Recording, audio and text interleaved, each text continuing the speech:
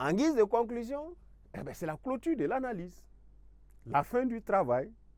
Mais bon, pour des détails de méthodologie, surtout de révision, en aide-mémoire, on dira, n'est-ce pas, c'est la fin ou, si vous voulez, la clôture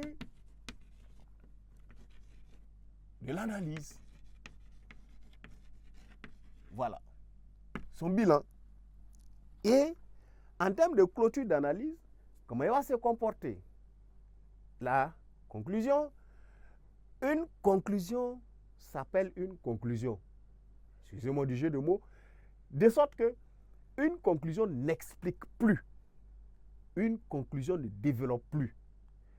Il faut avoir une conclusion qui ressemble à une synthèse. D'accord? Et justement, sa première partie dans son organisation vous oblige à faire ce qu'on va appeler un bilan des grands axes d'analyse. Un bilan des grands axes d'analyse. Voilà. Et qu'est-ce qu'un bilan des grands axes d'analyse? L'important en dissertation, c'est que celui qui travaille méthodiquement en dissertation ne se perd pas. Et dès qu'il ouvre l'analyse, la plupart du temps, il ne souffre plus. Parce qu'il y a des détails qui ont été déjà pris en charge. Ou qui ont été déjà, d'accord, des détails qui ont été déjà pris en charge. Comment ça se manifeste? Regardez, le bilan des grands axes d'analyse, là, vous invite à faire quoi? Une synthèse. Ou simplement un bilan, d'accord? Ou encore un résumé, n'est-ce pas, de IPP1 et IPP2. Prenons quelqu'un qui est méthodique. IPP1, son bilan n'est pas nouveau ici. Ça a été déjà fait à la transition d'ailleurs. Il va s'agir, n'est-ce pas, de puiser les mots qu'il faut pour venir simplement reformuler le bilan qu'on avait fait au paragraphe de transition. Bilan synthèse de IPP1, ce n'est pas nouveau. C'était déjà là. Et le bilan de IPP2 que vous formez simplement.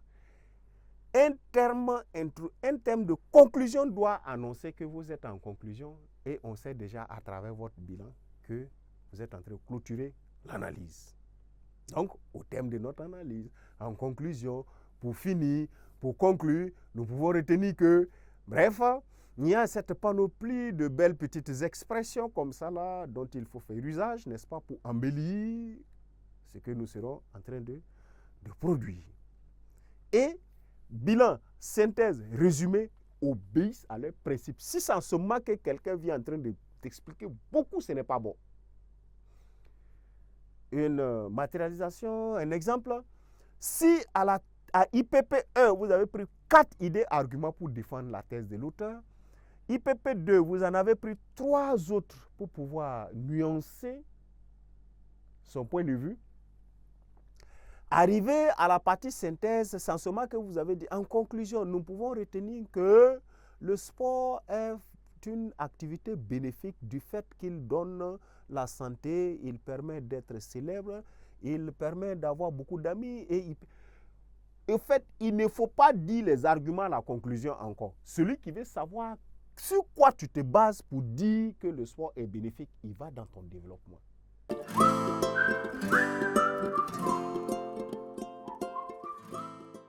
Voilà le principe. Sinon, vous allez faire surcharge dans un encombrement de la conclusion à travers les idées, arguments. Non, il faut prendre les synthèses des parties.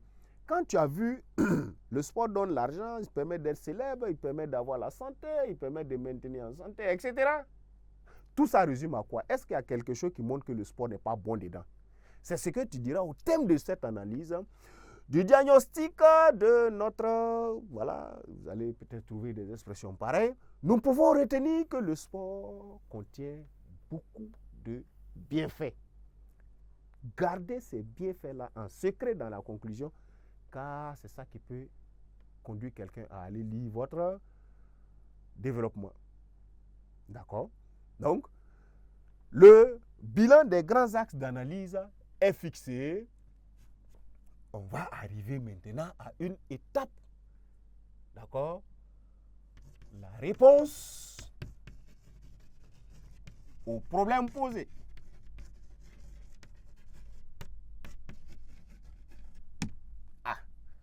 Ou encore appelé opinion personnelle.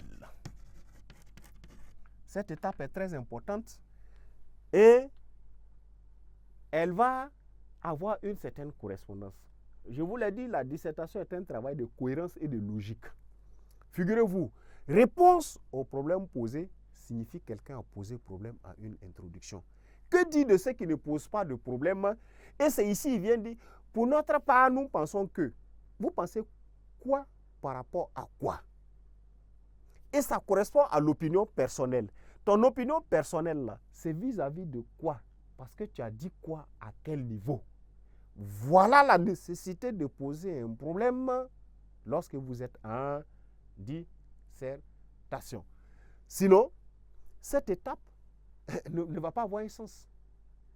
Ou quelqu'un qui ne pose pas de problème, mais paradoxalement, dans sa conclusion, venait trouver un problème, sinon réponse à un problème posé. On remonte dans ton introduction, on ne voit même pas où tu as posé le problème.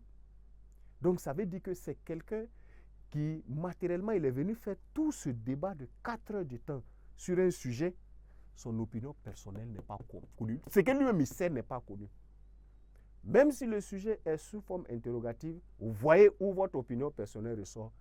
La dernière, à l'avant-dernière partie sérieuse même de la réflexion. Ce n'est pas parce que c'est opinion personnelle qu'il faut dire. Pour ma part, je pense que, de mon point de vue, attention, la première personne est bannie de cette étape. Voilà pourquoi on va dire nota bene. On évitera l'usage de la première personne du singulier à cette étape. Vous ne direz pas, je pense que quand bien même la partie là s'appelle opinion personnelle, la première personne du singulier est une instance prétentieuse.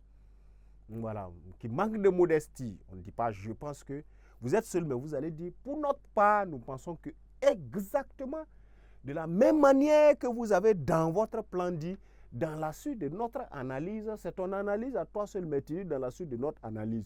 À la réponse personnelle, sinon à la réponse au problème et, ou bien opinion personnelle, on vient trouver, je pense que, on se demande, mais écoutez, est-ce que vous pouvez adopter une instance unique pour faire votre travail? C'est je ou bien c'est nous qui travaillons finalement. D'accord?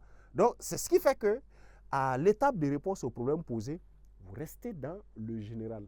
C'est nous qui rapporte à vous, qui se rapporte à vous, il n'est pas un pluriel. Il s'appelle le pronom de majesté. D'accord?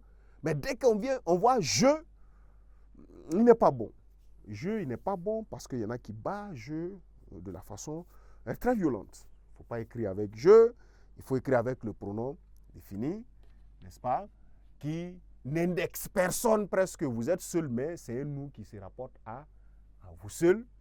L'opinion personnelle fixée, le problème étant fixé, la méthodologie recommande une ouverture